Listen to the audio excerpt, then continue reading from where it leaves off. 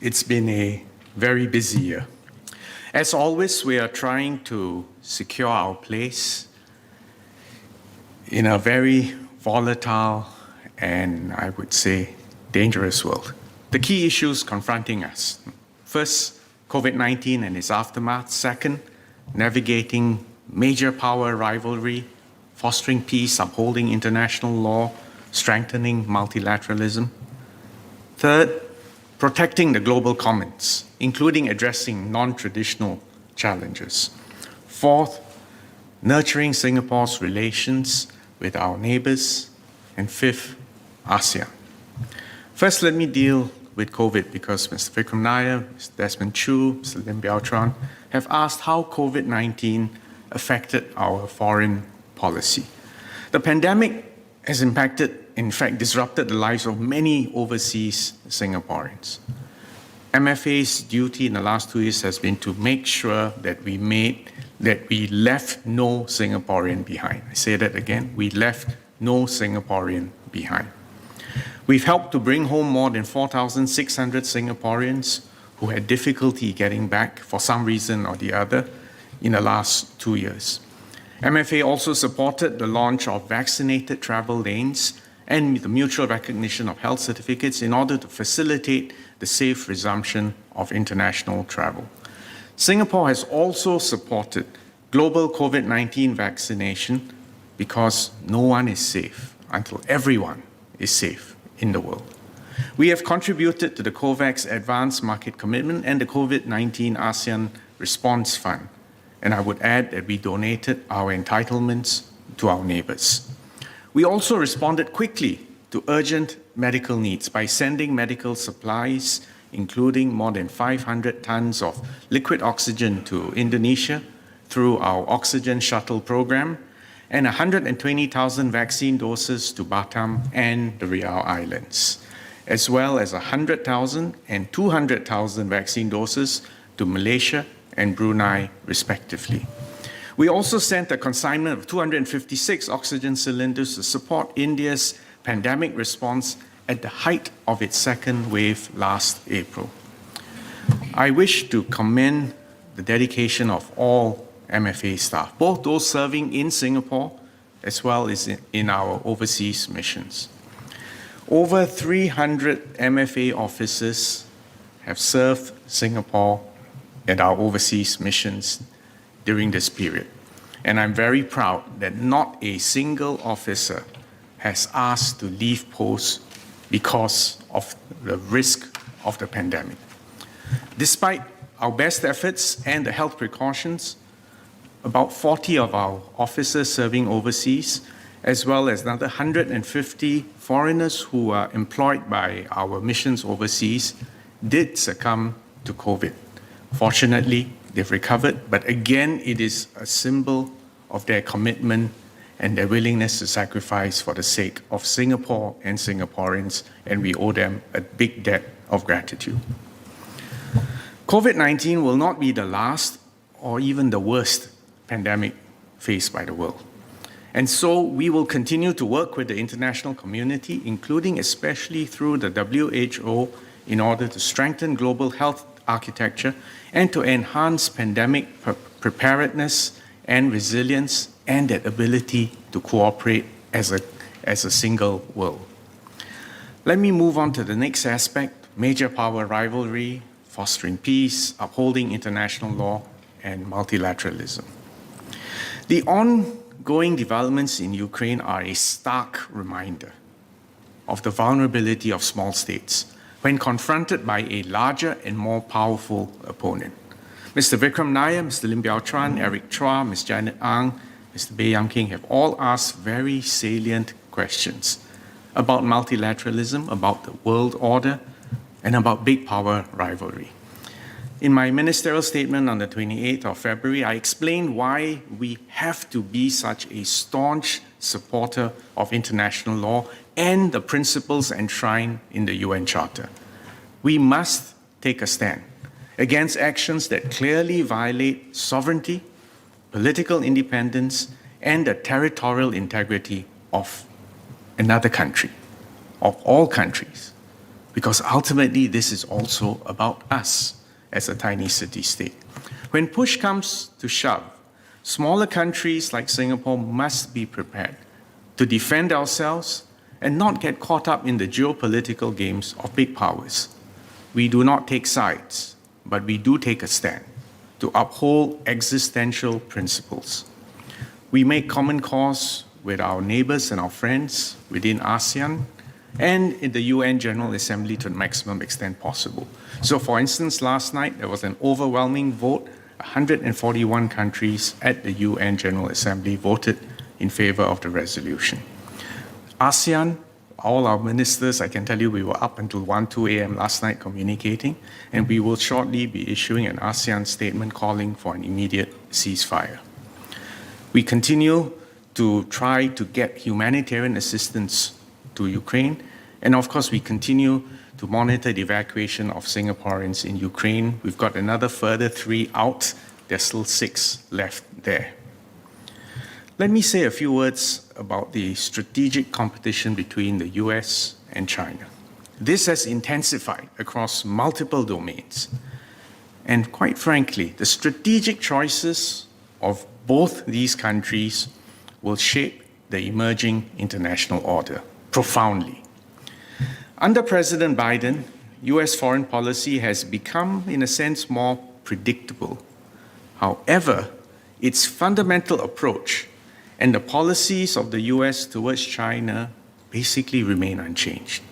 In fact, the sanctions against Chinese entities have not been relaxed, but have become even tougher. Both political parties in America, as well as the business community and even society at large, have come to generally view China as a direct threat to the United States' interests. And this is compounded by the fact that the US has never in its history faced a peer competitor on such a scale. On China's part, there is a growing perception that the US is a declining power, reacting defensively and aggressively to China's inevitable growth and progress. China is promoting its own constructs to broaden and deepen its relations with other countries in the world through international schemes such as the Belt and Road Initiative and more recently the Global Development Initiative. However, China will want to avoid being seen to be pressured into making concessions in its policies or posture out of a concern that any concession on its part would only lead to continued or even increased pressure from other countries. So the US and China's relationship is fraught with many spiky issues. And this is complicated by domestic considerations. And the distrust, the rivalry has intensified over the past few years. Trade and economic issues can be negotiated and compromises found. However, disagreements cast in moralistic or ideological terms on issues like human rights or political systems quickly lead to deadlocks where no compromise is possible. We hope both countries will accept that there is a need to reset their postures, to work out a new modus vivendi, and to reduce zero-sum competition. Otherwise, it will be very difficult for them to cooperate constructively, even where their interests are aligned. How the US and China compete and cooperate will determine not just their trajectories, but that of the rest of the world. It would be disastrous for both powers to focus on what they call extreme competition or even outright confrontation. And the old Cold War strategy of containment will not be viable.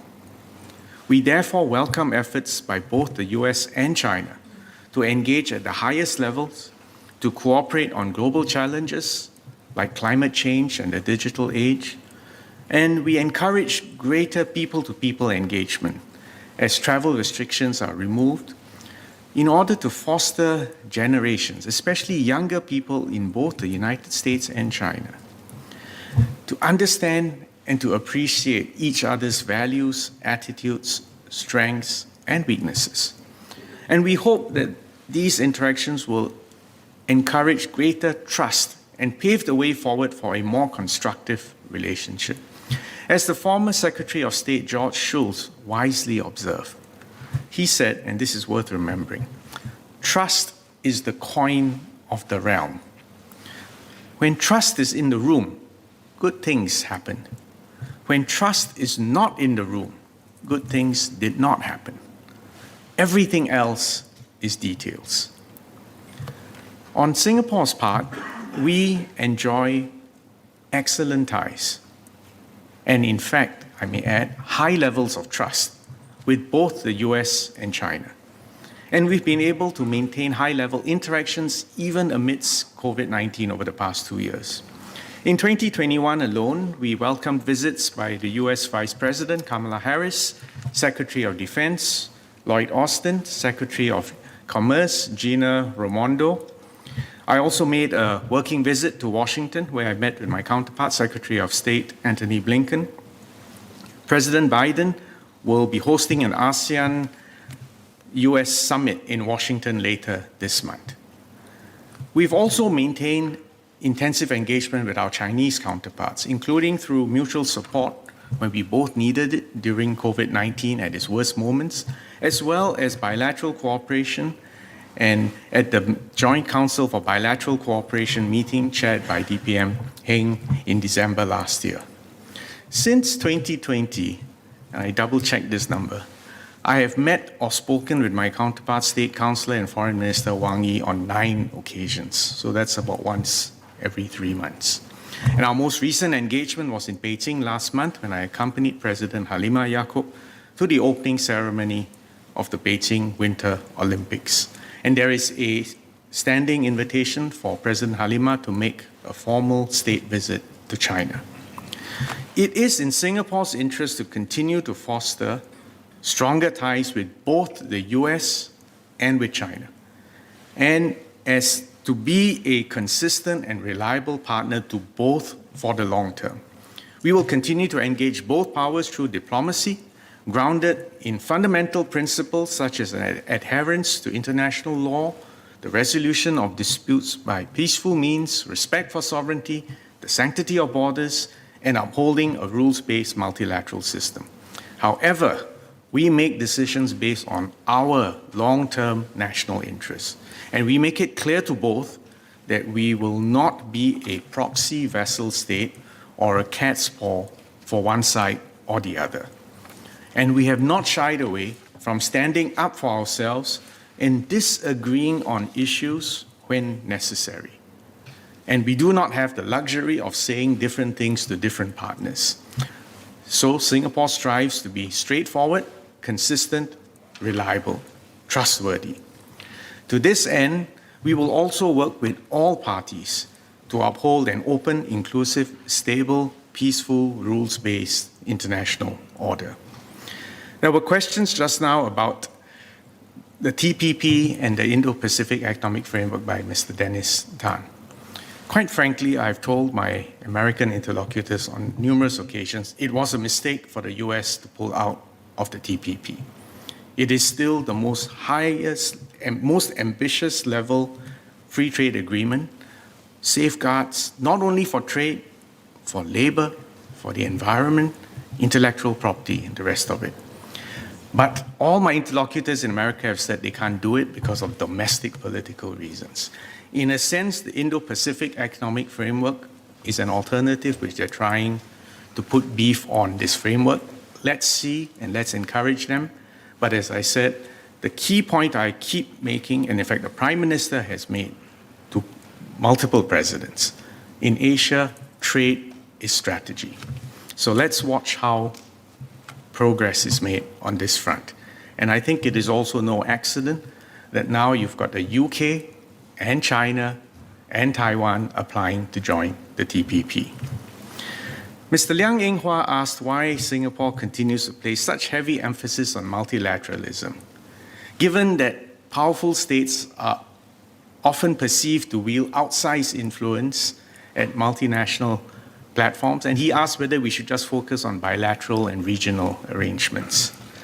Ms. Janet Ang asked how Singapore's foreign policy can remain independent while balancing and advancing our own national interests.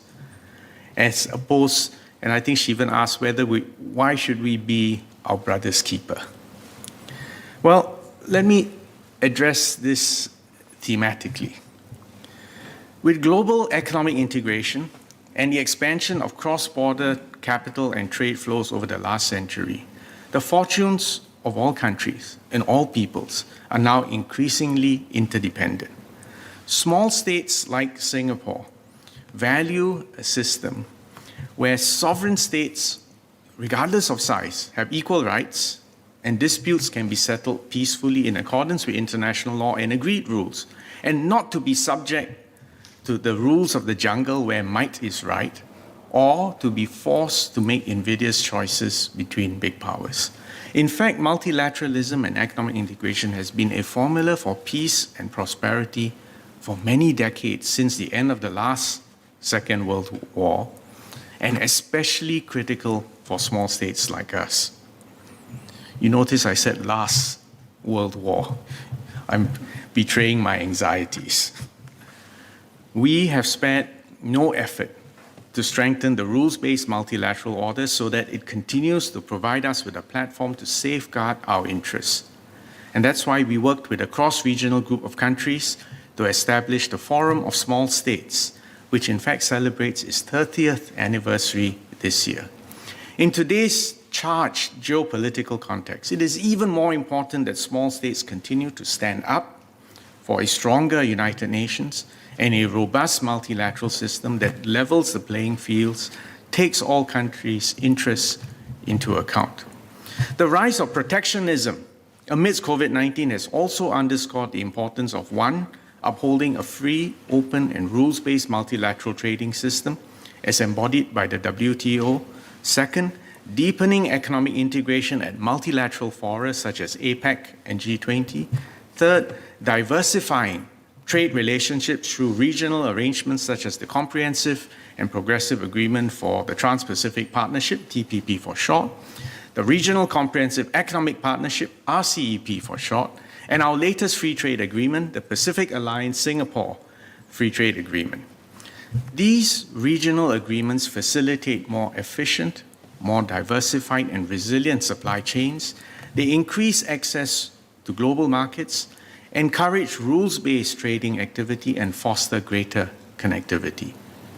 Even in Singapore, as we face pushback from some people against economic integration, it is important to redouble and reaffirm that this is an essential pillar for our economic strategy. Third, let me deal with our international work on the global commons and non-traditional security challenges that has been raised. Countries are grappling with geopolitical flashpoints, insularism, and major power politics. Mr. Seah Kian Peng reminded us and asked about Singapore's approach to these emerging issues at multilateral fora. Well, there are certainly no shortage of emerging non-traditional issues.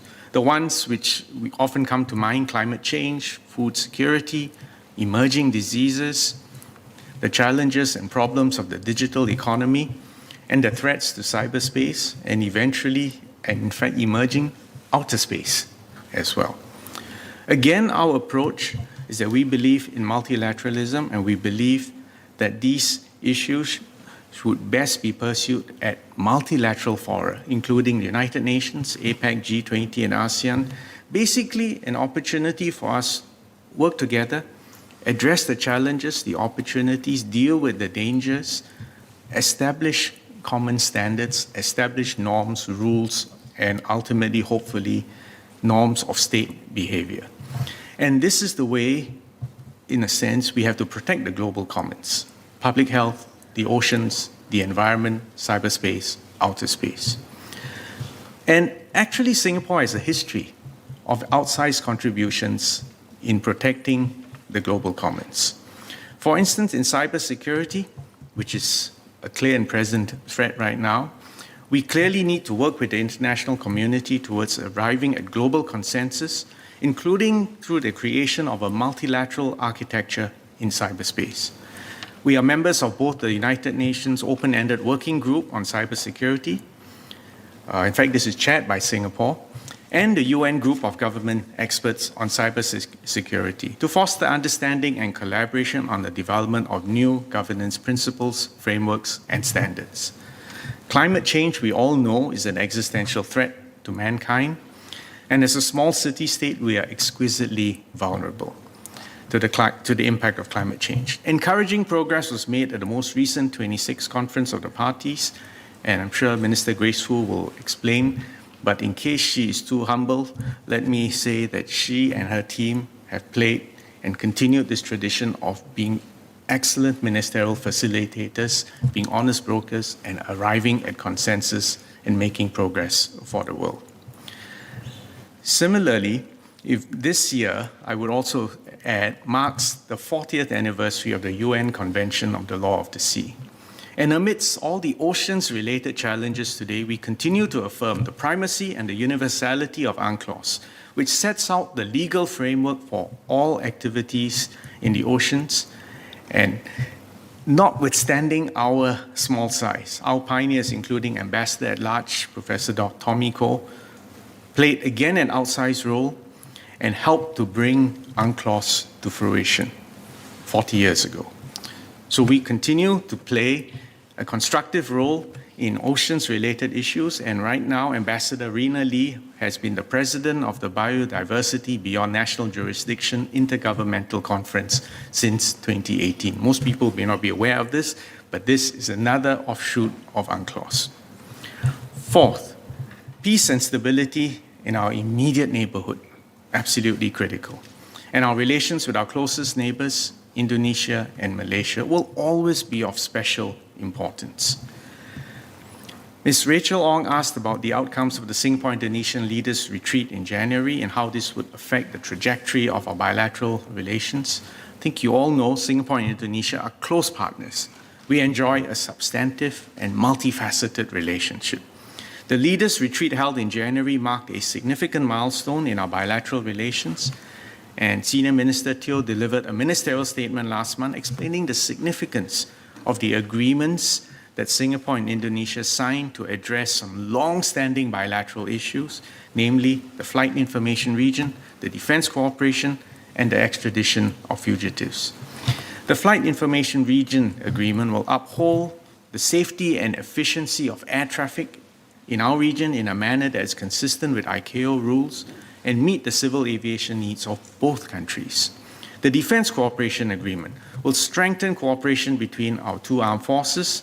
It will provide clarity on the arrangements for the SAF training in the Indonesian archipelagic and territorial waters and airspace, which is conducted with full respect for Indonesia's sovereignty whilst preserving Singapore's rights under UNCLOS. The extradition treaty will enhance cooperation in combating crime and send a positive signal to the investors. Both countries also exchanged letters to undertake that all these agreements will enter into force simultaneously. This set of mutually beneficial and durable agreements show the strength and the maturity of our bilateral relationships. It illustrates our commitment to resolving long-standing bilateral matters in an open and constructive manner for the long-term benefit of our peoples. Prime Minister Lee and President Joko Widodo both expressed the desire to ratify and bring these agreements into force soon.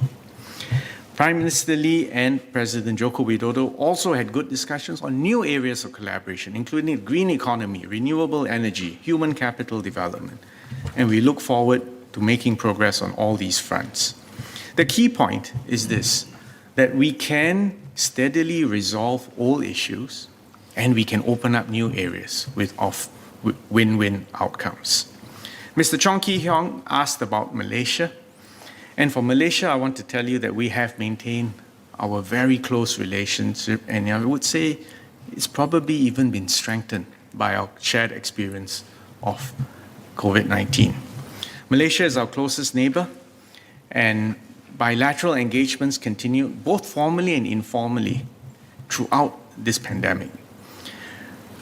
Our ministers have been communicating WhatsApp, letters, phone calls, video calls, and most important, at times of greatest need, we are available for each other. And one thing which I want to cite is that we made sure our supply chains, both ways, never failed, even in the depths of the crisis.